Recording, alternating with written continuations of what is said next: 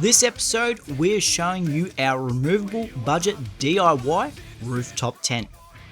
Dad's sick of having a high centre of gravity on the tough tracks, but still wants the luxuries at camp. His solution? A setup that achieves both. Tonight, he's attempting to use a grinder, a welder, and his thinking cap to create the ultimate setup. Do you think this setup is the way to go? Well, let's find out. So because we're changing this now, I've got to cut it off because apparently it was my idea, so therefore I have to do it. So they've gone to get more material and I'm stuck trying to cut this shit. And this is the goggles that I've got to work with. Thanks, Dad. And with that, Dylan's idea was out the door. Dylan's basic idea, well, was stupid. What kind of imbecile uses bolts into the jacking stands? Way too technical. So, the plan is simple. Just going to go swing the shit out of it and hope it comes off.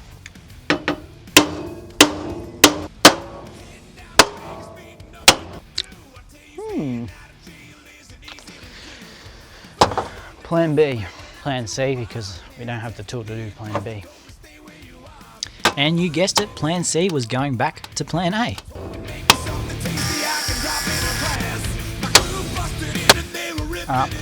Plan C. It's plan B and... Wait, no. Plan D.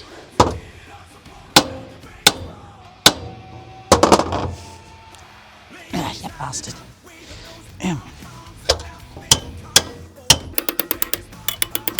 Yes.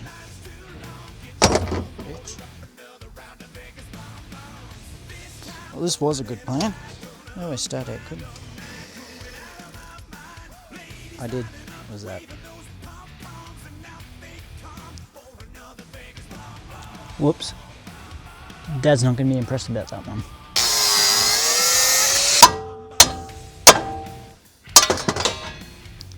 Yes. Now we'll grind her up and good to go. So, the question becomes now, am I an imbecile too? Or will this work?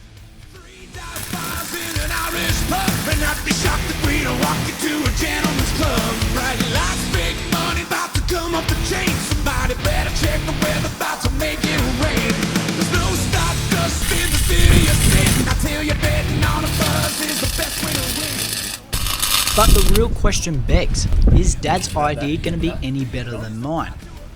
A few more hours of grinding and welding and I think we might have an answer. I'm nearly done.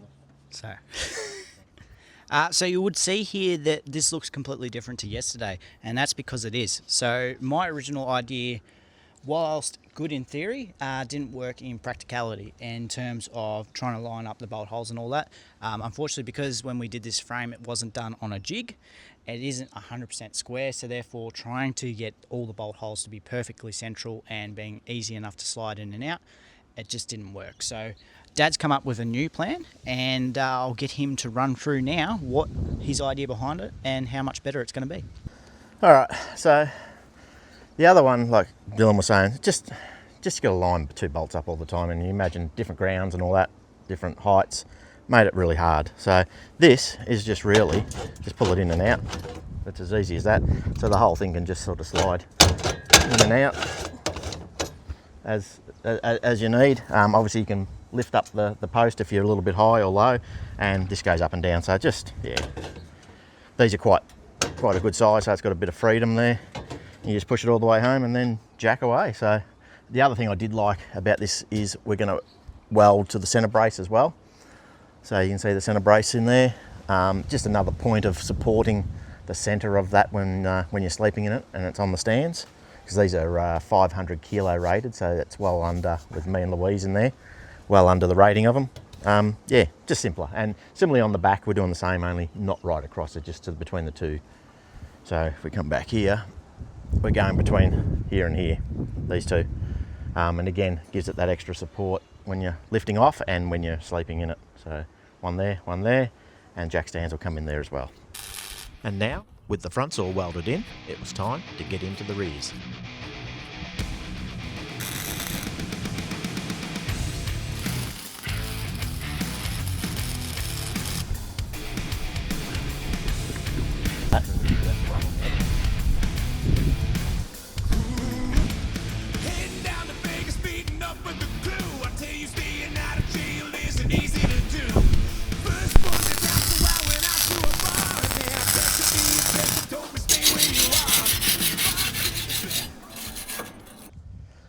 All right, so we've now got these fellas not completely welded out, they're just welded enough to lift this off because there's a lot of spots I can't get to until I get the car out of the road. So it's welded enough to hold the weight of it all. These ones as well at the back. And then we can go through and tidy things up, weld it out properly, give it a paint and all the rest of it.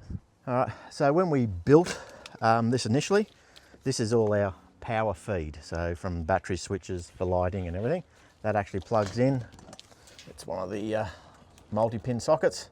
So we just plug that fella up and that feeds all the power. So the idea was we can unplug it straight away. And then, yeah, 4 bolts, which we can just hit with the rattle gun and she's straight off. So with this section here, this is probably the only section that's a bit annoying and there's not a lot we could do. So you basically got to unbolt the tyre, which is only 2 bolts. Again, the bracket is just 4 bolts with a rattle gun and also the jack there, which holds the tyre, supports the tyre, I should say. So it's probably, I don't know, takes a couple of minutes and then you're ready to go. And you just put them back on once you've lifted it off. And now was the moment of truth. Was my weld strong enough? Let's find out. After lifting the rooftop tent up, we found a major problem that we didn't foresee.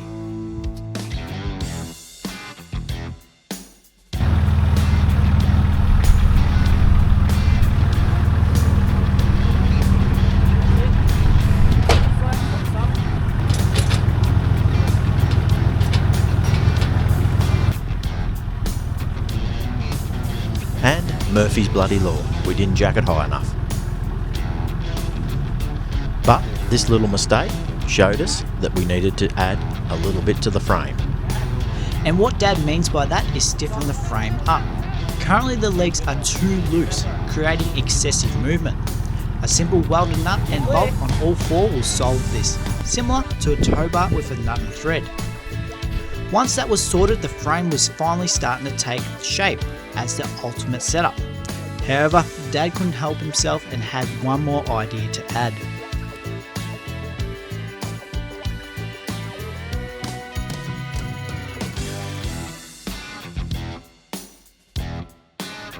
And the setup wouldn't be complete without a gas bottle and jerry can holder.